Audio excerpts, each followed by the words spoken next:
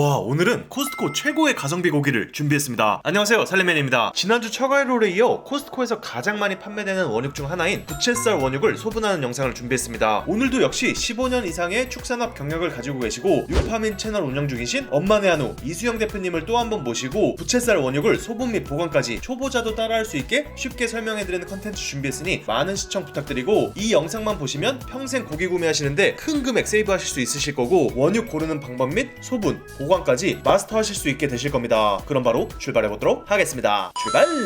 일단 아까 한번 쓱 봤는데 이번에 들어온 이 부채살 자체가 좋은 게 잘 안 보이더라고요.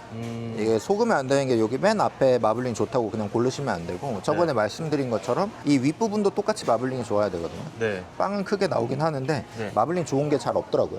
이렇게 너무 이 핏물 드립이 많이 잡힌 거는 웬만하면 피해 주시는 게 좋고요. 네. 마블링으로는 네. 다 비슷한 상황에서는 그냥 제일 좀 잡내가 안 날 것 같은 거, 이렇게 핏물이 너무 많이 잡혀 있으면 이게 핏물을 한번 뱉었다가 이게 자꾸 여기 표면에 닿아 있기 때문에 네. 이걸 자꾸 먹으면서 먹었다 뱉었다 하면서 잡내가 생기거든요. 네. 이걸로 가져가시는 게 좋을 것 같아요. 이게 그나마 제일 당첨. 가시죠.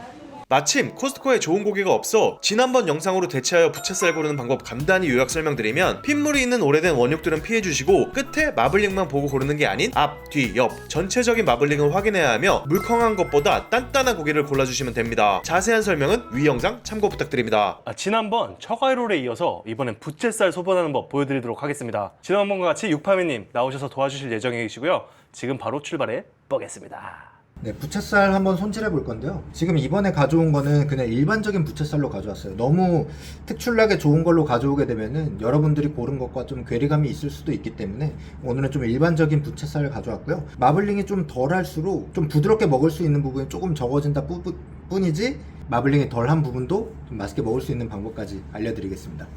여기 뒷면에 보통 이렇게 근막이랑 그리고 이제 지방이 있어요. 그래서 이 부분을 그냥 가감 없이 칼로 쓱 그어주시면 됩니다. 한번 뱉어졌던 그 핏물들을 좀 닦아주시고요. 그리고 이제 유튜브에 많이 이제 부채살 손질하는 법이 나와 있는데, 거기 보면은 여기에 있는 골막이나 아니면은 여기 뒤에 있는 근막까지 완벽하게 다 제거를 하시더라고요. 살이 나가는데도 이렇게 막 제거를 하시는데 굳이 그렇게까지 할 필요는 없다고 생각하는 게, 이 부채살 가운데 심이 있어요. 그 힘줄인데 그것도 구우면은 약간 말랑말랑해지면서 쫄깃쫄깃한 식감이 나거든요. 여기 겉에 있는 이 막도 마찬가지로 쫄깃쫄깃한 그런 식감을 낼 수 있기 때문에, 그리고 작업하는 시간도 훨씬 빨라져요. 제가 하는 방식대로 따라오시면은 좀 고기를 더 많이 드실 수 있을 것 같습니다. 이 처가 이룰 때 설명드렸던 건데, 이렇게 핏물이 엉켜 있는 경우가 있어요. 이거는 이제 제일 심하게 엉켜 있는 경우고, 여기에도 어느 정도 많이 핏물이 엉켜 있는 거거든요. 이런 건 전부 다 발라낼 겁니다. 발라낼 때는 여기 밑에 근막이 버티고 있기 때문에 그냥 쓱쓱 칼로 이렇게 벗겨내시면은 이 근막이 어느 정도 탄탄하기 때문에 쉽게 벗겨내실 수 있을 거예요. 저번에 말씀드렸다시피 칼이 나가는 방향에 이렇게 손이 있으면 안 되고, 손을 이 앞으로 하시던지 위로 하셔서 다치시지 않으시면 좋을 것 같습니다. 이렇게 보면은 여기에 근막이 거의 이중으로 돼 있거든요. 좀 얇게 남아있는 근막들은 오히려 냅둘 겁니다. 근데 이제 좀 조심해야 되는 부분이 이 테두리 부분이 있어요. 이 테두리 부분. 이 테두리에 있는 근막은 굉장히 두껍기 때문에 이쪽은 좀 신경 써서 발라내 줄 거예요. 먼저 지방만 벗겨내고 보여드리면은, 여기에 있는 심줄은 되게 두꺼워요. 이 모서리에 있는 부분은. 그래서 이쪽은 무조건 다 발라낼 겁니다. 이건 식감을 확실히 해칠 수 있는 정도의 두께라서. 자, 그리고 여기는 이제 부채 뼈가 이제 이 위에 이렇게 붙어 있거든요. 뼈랑 닿아 있는 막이라서 골막이라고 불러요. 이 밑에가 비칠 정도로 약간 얇은 이 가운데 부분이 있고, 여기 되게 두꺼운 막이 있어요. 이렇게 테두리를 발라낼 겁니다. 먼저 손잡이를 만들게요. 제 방식대로 하면 그냥 먼저 칼집을 이렇게 내주시고요. 여기 손잡이를 잡고 들어서, 이것까지 발라내려고 하다가 살 많이 이렇게 까내시는 분들이 많더라고요. 그래서 어차피 막이 얇아가지고 크게 식감을 해치질 않습니다. 그리고 또 참고로 이 앞에서 제가 근막을 끊었지만 이 안에도 이렇게 근막이 이렇게 쑥 들어가 있어요. 정석대로라면 이것도 벗겨내 가지고 뭐 국거리 용도로 쓰고, 그리고 이 심줄은 발라내고 막 이렇게 하시는 분들이 있는데, 이 정도 발라냈으면은 그냥 신경 쓰지 마시고 그냥 잘라주시면 될 것 같아요. 마블링이 여기에서 좋다가 갈수록 좀 없어지잖아요. 그만큼 여기 앞에가 더 부드럽고 이 뒤로 갈수록 좀 질기기 때문에 앞쪽은 좀 두껍게 썰어주셔도 좋아요. 그리고 이게 밑에 근막을 좀 남겨놨기 때문에 밑에가 이렇게 잘 안 썰릴 수 있잖아요. 근막을 위쪽에다 두고 썰면은 오히려 밑에서는 깔끔하게 잘립니다. 자, 이쯤 오면은 여기부터는 이제 가운데 이렇게 심이 있어요. 지금 썰었던 것보다 조금 더 얇게 썰어줄 거예요. 삼겹살 두께 생각하고 그냥 썰어주시면 될 것 같아요. 네, 이 정도까지 오게 되면은 이 심줄이 이 뒤로 올수록 좀 점점 더 두꺼워지거든요. 한 8mm 정도 되는 두께가 나오면은 이때부터는 심줄을 좀 잘라내고 손질하는 방법이 있어요. 이 정도까지는 확실히 그냥 구우셔도 문제는 없어요. 이게 이 정도까지 될 때까지는 그냥 구이용으로 써주시고 남은 것도 한번 해보겠습니다. 이 앞에서는 이 정도 두께지만 뒤로 오면은 떡심 정도 크기가 될 때까지 이렇게 크게 있거든요. 드러난 부분이 여기에 있고 그리고 여기에서는 이 위쪽으로 되게끔 일자로 만들어서 쓱 그어주시면은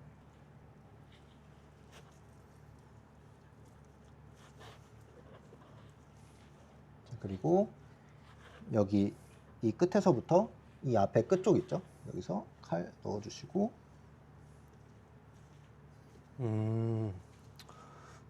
집에서 제가 했을 때 진짜 이게 제일 어려웠거든요. 아 네. 그런가요? 네. 아, 이렇게 하는 거구나.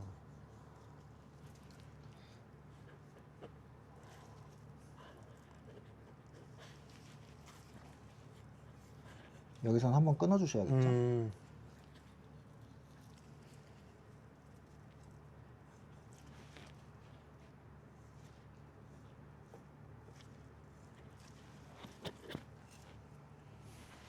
네, 이렇게 심을 발라내시고 이건 국 끓이실 때 그냥 같이 끓여주시면은 이거 한 20분 정도 끓이면 엄청 그 도가니탕에 있는 그 스지 있죠? 그렇게 되기 때문에 이렇게 빼냈으니까 이제 다시 구이용으로 쭉 썰어주시면 돼요.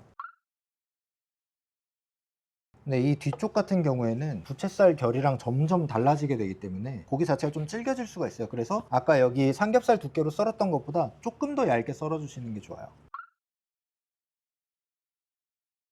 자, 여기까지 썰다 보면은 원래 우리가 생각하던 그 부채살이랑 모양이 완전히 달라지는 이 상황이 오거든요. 이 가운데 심줄이 있고 이렇게 동그란 모양이었던 게 이렇게 완전히 이제 다른 고기처럼 이렇게 변했잖아요. 그럼 이제 부채살은 거의 끝났다고 봐주시면 되고 이 나머지 뒷부분만 이제 국거리용으로 좀 잘라서 보관하시면 될 것 같습니다. 국거리로 자를 때는 뭐 그냥 편하게 잘라주시고 먼저 길게 썰어주시고요. 이렇게 일자로 놔주시고 그냥 깍둑썰기 하시면 될 것 같아요. 자, 이렇게 하게 되면은 생각보다 국거리용은 많이 나오지 않고 대부분 다 구이용으로 쓸 수가 있어요. 부채살 만약에 잘라진 것 중에서 이렇게 심줄이 가운데 박히지 않은 이런 좋은 것들만 있는 그런 한 판이 있으면 당연히 그걸 골라주시면 되는데 오히려 그냥 이렇게 심줄 두꺼운 부분이 많이 섞여 있다, 그런 거 고를 바에는 차라리 그냥 아예 원육으로 한 덩어리 고르셔가지고 이렇게 따라해 보시면 좋을 것 같아요. 소분한 거 복원하는 방법은 처가이롤 때랑 비슷한데 집에 이런 통 있으시면은 좀 더 쉽게 할 수가 있거든요. 이렇게 접으셔가지고 한 번만 쓱 해주시면은 길게 펼칠 수 있게 되니까 이렇게 해서 밑에 깔아주시고 여기에 맞게 그냥 채워주시면 될 것 같아요. 이거는 이제 진공 포장을 할 거고 며칠 안에 먹을 거니까 네.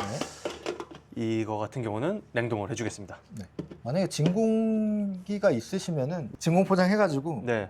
전부 다 냉장고에 넣고 네. 일주일 안에 다 드실 수 있으면 그렇게 하셔도 될 것 같습니다. 네. 네. 그리고 진공 포장한 상태에서 또 냉동에 넣어도 되니까. 그럼 너무 좋죠. 네. 아, 그리고 어제 오픈된 쿠지나트 진공 포장기 공구 안내 한번 드리고 갈게요. 저희처럼 코스트코 멤버들이 가장 많이 구매하시는 것 중 하나가 고기일 텐데요. 고기 양이 많아 고기를 비닐봉투에 소분을 하시거나 야채들의 경우도 용기들에 담아 냉동 보관하시는데 그렇게 되면 살얼음 등이 식재료들, 야채들에 껴서 너무 난감한 경험이 있고 또는 식재료들이 자기들끼리 뭉쳐서 해동에도 꽤나 긴 시간이 필요하고 위생 및 번거로움이 문제였는데요. 고기, 야채들을 가장 신선하고 효율적으로 오래오래 보관하는 방법은 진공 압축을 해서 보관하는 게 베스트입니다. 하지만 또 문제는 진공 포장기 가격이 코스트코만 해도 15만원, 가격이 상당히 부담되었는데 미국 생활가전 1위 브랜드 쿠지나트의 진공 포장기를 보시고 계신 이 가격이 아닌 저 살림맨이 반가격에 준비를 했습니다. 코스트코에 판매하고 있는 진공팩과 호환이 되어 커클랜드 진공팩 활용도 가능하니 관심 있으신 있으신 분들은 고정 댓글 및 설명란에 링크 타고 가셔서 자세히 구경해보시면 좋을 것 같습니다. 정말 좋은 혜택이고 많은 수량이 준비되어 있지는 않으니 꼭 필요하신 분들은 이번 기회에 절대 놓치지 마세요. 그럼 고정 댓글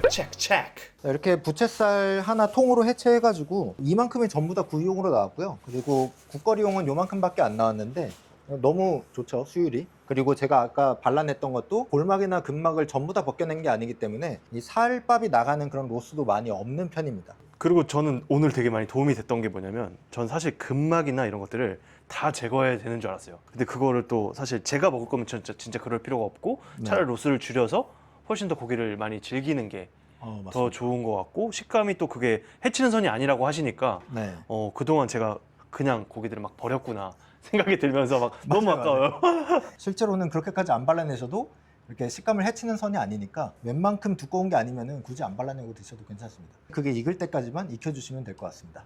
마지막 오늘 부채살 원육 소분 및 고르는 법 빠르게 요약 정리해드릴게요. 먼저 고르는 법은 핏물이 있는 오래된 원육들은 피해주시고 끝에 마블링만 보고 고르는 게 아닌 앞, 뒤, 옆 전체적인 마블링을 확인해야 하며 물컹한 것보다 단단한 고기를 골라주시면 됩니다. 그 다음 소분 및 손질법인데요. 먼저 원육 비닐을 벗겨 페이퍼 타올로 핏물을 닦아주시고 일반적으로 위에 보이는 골막과 아래 붙은 근막까지 깔끔하게 제거를 하시는데, 너무 다 제거를 하시다 보면 살과 함께 로스가 많이 발생하는 부위이고, 부채살은 가운데 요 힘줄이 있는데 힘줄도 구우면 말랑말랑해지면서 쫄깃한 식감이 있으니 정육점이나 식당 등에서 판매하는 목적이 아닌 집에서 드실 목적이시면 근막, 지방 등을 전부 제거해 주실 필요가 없고, 그래야 로스율도 덜하게 되며 작업하는 시간도 훨씬 단축하실 수 있습니다. 우유빛 색깔이 아닌 지방이 엉켜있는 부분들을 제거해 줘야 하며 아래 근막이 버티고 있기 때문에 칼로 쓱쓱 밀어줘도 쉽게 벗기실 수 있으며, 칼이 나가는 방향의 반대 방향 위로 손을 위치시켜 절대 손이 다치는 일이 없도록 주의해 주세요. 얇게 남은 근막들은 놔두시되 중앙 부분과 고기 테두리에 붙은 두꺼운 근막들은 신경 써서 전부 제거해 주시고요. 골막의 경우 자세히 보시면 얇은 부분이 있고 테두리 쪽에 두꺼운 골막이 있는데, 근막과 마찬가지로 테두리 부분과 두꺼운 부분만 제거해 주시면 끝. 이 이후에도 안쪽 근막 등 제거하는 방법이 있지만 집에서 먹기엔 전혀 문제가 되지 않기 때문에 그대로 잘라주시면 됩니다. 이제 썰어줘야 하는데요. 앞부분이 마블링이 좋고 뒤로 갈수록 질겨지기 때문에 앞부분은 두껍게 썰어 구이용으로 썰어줄 거고요. 써실 때 근막이 위로 오게 하여 썰면 훨씬 더 깔끔하게 써실 수 있고, 가운데 심이 두꺼워지기 전까지는 구이용으로 썰면 되지만 뒤로 갈수록 질겨지기 때문에 점점 얇게 썰어 부드러운 식감을 살려주신다면 뒷부분도 훨씬 더 부드럽게 드실 수 있습니다. 그리고 힘줄이 8mm 정도 보이기 시작하면 힘줄을 제거해줘야 되는데요. 앞뒤 부분에 힘줄이 연결되는 부위를 찾아 칼로 쓸어주시면 되고, 힘줄은 국거리로 활용할 수 있기 때문에 너무 이쁘게 제거하려고 하지 마시고 고기가 붙어 있어도 큰 걱정 안 하셔도 좋습니다. 힘줄 위아래를 썰어 심을 발라내 주시고, 심의 경우 국거리로 20분 정도만 끓여주시면 도가니탕의 스지처럼 되니 절대 버리지 마시고 국거리로 활용해주세요. 힘줄 제거 후에 좀 더 얇게 썰어주시고 뒷부분으로 가다 보면 흔히 알고 계시는 가운데 힘줄이 있는 부채살 고기의 모양이 끝나는 부분이 있는데, 이 부분들은 큐브 형태 또는 깍둑 썰기 등을 통해 국거리용 고기로 활용해주시면 됩니다. 부채살은 다른 원육에 비해 구이용으로 많이 먹을 수 있고 국거리는 많이 없기 때문에 가성비가 아주 좋은 고기이며, 보관 방법은 진공 보관을 하게 되면 가장 좋지만 없으시다면 비닐봉투를 2번 정도 접어 1cm 정도 잘라주시면 봉투를 길게 펼치실 수가 있고, 보관 용기에 깔아 폭에서 채워주시면 되고, 고기를 앞부분과 뒷부분을 잘 섞어서 보관해주시면 드실 때도 골고루 드실 수가 있습니다. 국거리는 한 번에 넣을 만큼 나눠 봉투에 담아주시면 끝. 3일 안에 드실 양 같은 경우는 냉장 보관, 진공 포장을 하신 경우엔 냉장고에서 일주일까지는 신선하게 드실 수가 있고, 그 이후에 드시게 될 것 같으면 냉동 보관해주시면 됩니다. 하지만 진공 포장기가 있으면 고기에 살얼음이 끼지 않고 훨씬 더 오래오래 신선하게 드실 수 있기 때문에 고기를 많이 소분하고 드시는 분들은 진공 포장기를 구비해 두시는 것도 좋은 방법이 될 것 같으니 이 부분 참고하시고, 마침 좋은 조건으로 공고 진행 중이니 관심 있으신 분들은 고정 댓글 또는 설명란에 링크 참고 부탁드립니다. 네, 이렇게 네이버 축산 1등 업체 엄마네 한우 이수영 대표님 모시고 부채살 소분 및 보관하는 방법에 대해 설명해드렸는데요. 이제는 원육고기 너무 두려워하지 마시고 좋은 고기 고르시고 잘 소분하셔서 경제적으로 그리고 훨씬 더 맛있는 고기 드셨으면 좋겠습니다. 더욱 자세한 고기 정보가 궁금하시다면 이수영 대표님이 운영 중이신 육파민 채널 놀러가셔서 컨텐츠 보시면 큰 도움이 되실 테니 많이 놀러가셔서 영상 구경해보세요. 그럼 전 다음주 영상에서 인사드리도록 하겠으며, 매주 업데이트되는 코스트코의 신상, 정보,